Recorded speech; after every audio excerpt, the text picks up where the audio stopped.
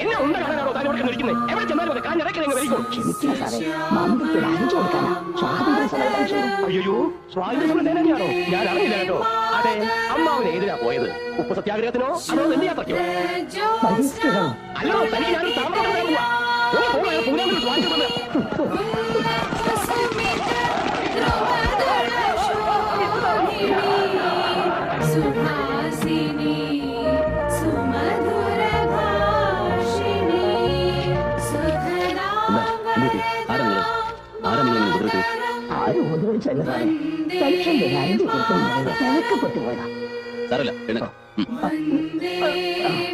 ഹർജിയിൽ എന്തായിരുന്നാലും ശരി, നമുക്ക് ശ്രമിക്കാം.